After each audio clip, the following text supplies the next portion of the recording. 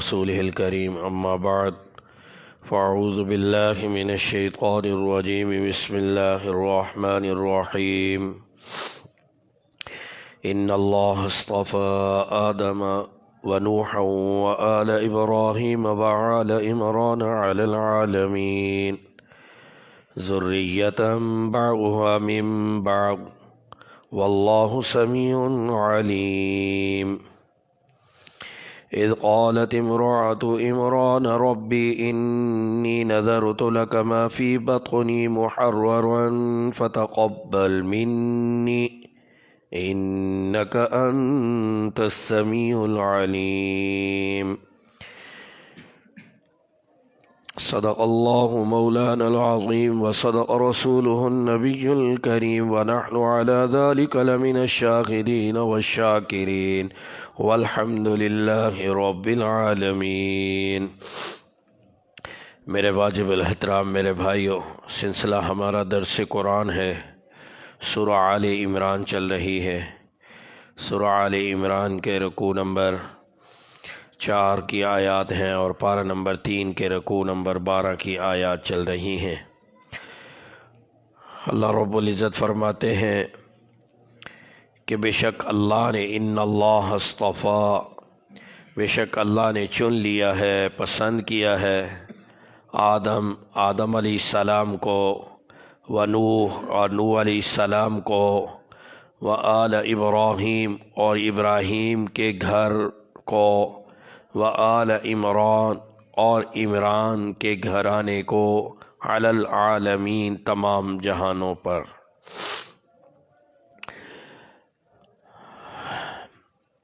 اس آیت میں اللہ رب العزت جو ہے مختلف انبیاء کا تذکرہ فرما رہے ہیں کہ ہم نے ان انبیاء کو دنیا کی یعنی جہان کی رہبری اور رہنمائی کے لیے پسند فرمایا۔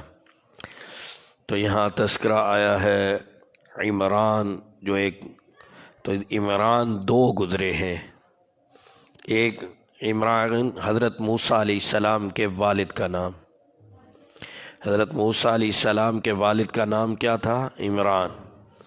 اور دوسرے عمران جو ہے وہ کیا ہے؟ حضرت مریم، حضرت مریم کے والد کا نام بھی کیا تھا؟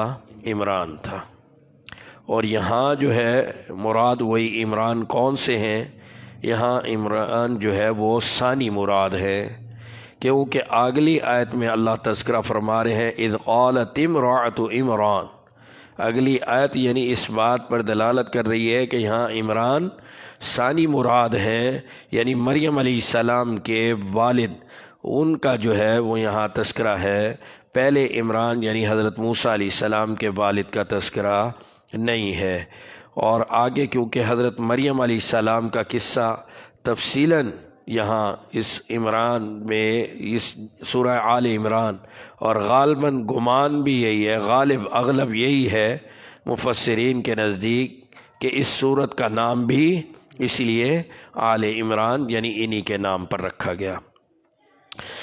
آگے فرمایا اذ قال واللہ کہ ذریۃ بعضھا من بعض، جو اولاد تھے ایک دوسرے کی، یعنی یہ تمام ایک دوسرے کی کیا تھے؟ اولاد تھے۔ واللہ سمیع علیم، اور اللہ سننے والا اور جاننے والا ہے۔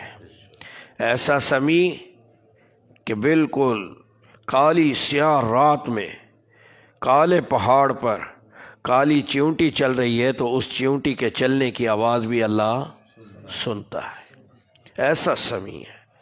اور علیم، ایسا جاننے والا ہے کہ ہر چیز اس پر کیا ہے؟ عیاں ہے، کوئی چیز اس سے چھپی ہوئی نہیں ہے، خواہ وہ ظاہراً ہو خواہ وہ باطناً ہو، کوئی چیز اس سے ڈھکی ہوئی چھپی ہوئی نہیں ہے، ہر چیز کو جاننے والا ہے۔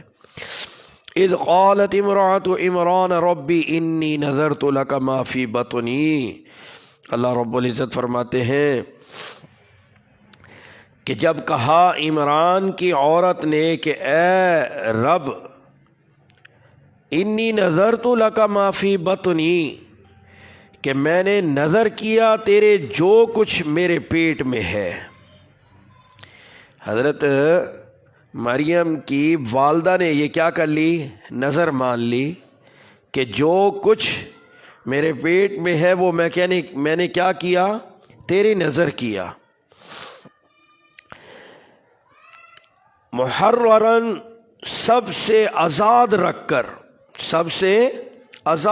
کر، فتقبل منی تو مجھ سے اس کو کیا کر لے؟ قبول کر لے۔ مجھ سے کیا کر لے؟ جو یہ میں نظر مان رہی ہوں یہ اس کو مجھ سے کیا کر لے؟ قبول کر لے۔ انک انت السمیع العلیم، کہ بے شک تو ہی سننے والا اور جاننے والا ہے۔ تیرے سے بہتر کوئی سننے والا نہیں، تیرے سے بہتر کوئی جاننے والا نہیں۔ جب تو سنتا ہے جانتا ہے تو میری یہ نظر، یعنی دل میں یہ بات مان لی کہ مجھے جو وہ بھی پیدا ہوگا بیٹا، یا غالب گمان تو یہی تھا کہ وہ جو ہوگا میں کیا کرتی ہوں؟ نظر اللہ کے نظر کرتی ہوں۔ لیکن ہوا پھر آگے فرمایا فلما وضعتها، پھر جب اس کو جنا، جس کی نظر مانی تھی جو پیٹ میں تھا، پھر جب اس کو جنا، قالت ربی انی وضعتها انثى، بولی اے رب میں نے تو اس کو لڑکی جنا، میں نے تو اس کو لڑکی جنا، بیٹی جنی۔ واللہ اعلم بما وضعت، اور اللہ کو خوب معلوم ہے کہ جو کچھ اس نے جنا ہے۔ ولیس الذکر کالانثی، بیٹا نہ ہو جیسی وہ بیٹی، بیٹا نہ ہو جیسی وہ بیٹی، یعنی اس بیٹے کے متبادل وہ بیٹی ایسی تھی کہ اگر بیٹا نہ ہو تو کسی قسم کا غم نہیں ہے، وہ ایسی پاک باز بیٹی۔ وَإِنِّي سَمَّيْتُهَا، اور میں نے اس کا نام، خود رب العالمین نام تجویز کر رہے، فرمایا اور میں نے اس کا نام رکھا مریم، مریم اس کا میں نے نام رکھا۔ وَإِنِّي، اور پھر کیا کہ اے رب میں تیری پناہ میں اعیذها بک وذریتها من الشیطان الرجیم، میں اسے تیری پناہ میں دیتی ہوں، اس کو اور اس کی اولاد کو شیطان مردود کے شر سے، شیطان مردود کے شر سے میں رب تجھے کیا کرتی ہوں؟ جی تیری پناہ میں دیتی ہوں۔ فتقبلها ربها، پھر قبول کیا اس کو اس کے رب نے، بقبول حسن، بڑی اچھی طرح حسن طریقے سے اس کو کیا کیا؟ قبول کیا۔ وَأَنبَتَهَا نَبَاتًا حَسَنًا، اور بڑھایا اس کو اچھی طرح بڑھانا۔ وَكَفَّلَهَا زَكَرِيَّا، اور سپرد کی زکریا کو، اس کی کفالت کس کے سپرد کر دی؟ حضرت زکریا علیہ السلام، حضرت زکریا علیہ السلام کو یہ ہے اس کی کفالت سپرد کر دی۔ کلما دخل علیہا زکریا المحراب، جس وقت آتے اس کے پاس زکریا علیہ السلام محراب، حجرے میں، کمرے میں جب اس کے پاس آتے، وجد عندہا رزقا، تو پاتے اس کے پاس کچھ میوہ جات، کچھ رزق، کچھ پھل ایسے پاتے کہ جو کیا ہوتے تھے؟ موسم نہیں ہوتا تھا، بے موسم پھل، وہ کیا آتے تھے؟ جنت سے آتے تھے، اللہ اس کی کفالت فرما رہے تھے۔ قال یا مریم، کہا اے مریم کہاں سے آیا یہ تیرے پاس؟ انا لکی ھذا، یہ جو پڑے ہیں یہ چیزیں، یہ سامان تیرے پاس کہاں سے آیا؟ قالت هو من عند اللہ، کہنے لگی یہ تو اللہ کے پاس سے آتا ہے، اللہ کی طرف سے آتا ہے۔ ان اللہ یرزق من یشاء بغیر حساب، کہ اللہ رزق دیتا ہے جس کو چاہتا ہے بے حساب۔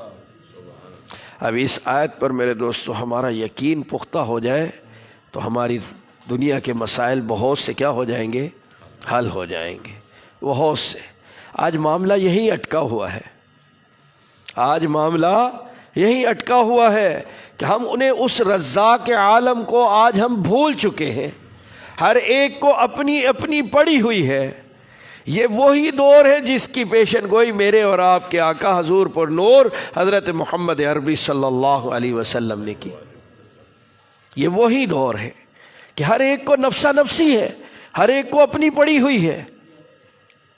آج بھائی جو ہے بھائی کی ٹانگ کھینچ کر اس سے آگے بڑھنے کی کوشش میں لگا ہوا ہے۔ اب جب یہ صورتحال ہے، وہ کیا ہے کہ اس آیت پر یقین نہ ہونا، آیت تو وہی دور کی بات، آج ہم ان مجالس میں بیٹھتے ہی نہیں ہیں، درس قرآن کے مجالس میں ہم بیٹھتے ہی نہیں ہیں، آج ہمارے پاس اتنا ٹائم ہی نہیں ہے 2 4 10 5 منٹ ہم بیٹھ کر یہ کلام اللہ، ہم عجمی لوگ ہیں، قرآن عربی میں ہے، اب اس کو سمجھنے کے لیے کچھ وقت تو چاہیے، کچھ وقت تو دے، بالکل وقت دے نہیں، پڑھے نہیں، سمجھے نہیں، پھر کہیں کیسے ہمیں آئے گا؟ قرآن وہی دستور العمل ہے، قرآن ضابطۂ حیات ہے، وہ زندگی گزارنے کا پورا ایک پیٹرن ہے، وہ ہمیں بتلاتا ہے، ہمیں موقع پر آگاہ کرتا ہے کہ اس وقت تو نے یہ کرنا ہے، اس وقت تو نے یہ کرنا ہے، بشرط یہ کہ وہی اس سے آگاہی تو حاصل کریں۔ جب ہم آگاہی حاصل نہیں کریں گے تو پھر میرے دوستو اسی طرح ظلمت اور تاریکی کے اندھیروں میں ٹمکٹوئیاں گوتے کھاتے رہیں گے۔ تو اس لیے بھائی کوشش کریں کہ ہم سب کے سب اس مضمون، ان مضامین کو اس مضامین کے سانچوں میں ہم ڈھلنے کی کوشش کریں۔ دروس قرآن کے اعتبار سے جہاں کہیں بھی کوئی قدغن نہیں، قرآن تو ایک ہے، ہم سب کا یہ عقیدہ ہے نا بھائی، ایمان ہے، یقین ہے، قرآن کیا ہے؟ ایک ہی ہے۔ جہاں کہیں بھی جس جگہ بھی قرآن کے اعتبار قرآن کا درس ہو رہا ہے اس میں لازمی شرکت کریں۔ جب شرکت کریں گے تو یہ قرآنی مضامین یہ معلوم ہوں گے، جب یہ معلوم ہوں گے تو یقیناً یقیناً میرے دوستو ہماری زندگی سنورے گی، دنیا میں بھی آسانیاں پیدا ہوں گی اور آخرت میں درجات ہمارا ہی مقدر بنیں گے۔ اللہ رب العزت کہا سنے پر ہم سب کو عمل کرنے کی توفیق نصیب فرمائے۔ وآخر دعوانا ان الحمد للہ رب العالمین۔ اللہم صلی علی سیدنا و مولانا محمد وبارک وسلم۔ یا رحمن دنیا والآخرہ ورحیمها تؤتی منہا من تشاء وتمنع منہا من تشاء وارحمنی انکا انت الغفور الرحیم۔ یا میرے پاک اللہ، اے اللہ، یا اللہ تو اپنے فضل سے، احسان سے، یا اللہ ہمارا یہ کہنا سننا، ہمارا یہ بیٹھنا اپنی بارگاہ میں قبول فرما کر یا اللہ اسے ہماری بخشش و نجات کا ذریعہ بنا دے۔ اے میرے پاک اللہ، ہمارے پاس کچھ نہیں ہے، اے اللہ تیرے یہ پاک کلام کا اے اللہ تجھ کو واسطہ ہے، یا اللہ تو نے ہی فضل فرمایا، چہروں کے اعتبار سے، شکلوں کے اعتبار سے، صورتوں کے اعتبار سے، عہدوں کے اعتبار سے، مالوں کے اعتبار سے شاید ہم سے اچھے باہر بہت سے ہوں گے، لیکن تو نے ہم پر فضل فرمایا، ہمیں یوں اپنے پاک کلام کی بات کرنے سننے کی توفیق بخشی۔ اے میرے پاک اللہ، جب تو نے اتنا فضل فرمایا تو ہم پر یہ بھی احسان فرما کہ اسے قبول فرما کر ہماری بخشش و نجات کا ذریعہ بنا۔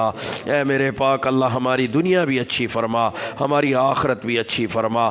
یا اللہ میرے ان تمام درس کے ساتھیوں کو اپنی شان عطا فرما، ہر میرے بھائی کی ہر جائز دلی تمناؤں کو اپنے غیب کے خزانوں سے پورا فرما۔ اے اللہ ہم سب کی دعاؤں کو اپنے محبوب پیارے پیغمبر کے صدقے قبول فرما۔